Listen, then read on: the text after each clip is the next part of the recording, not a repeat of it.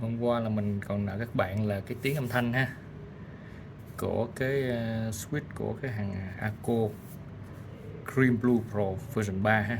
Mình gắn xong rồi, giờ mình đánh cho các bạn nghe thử ha.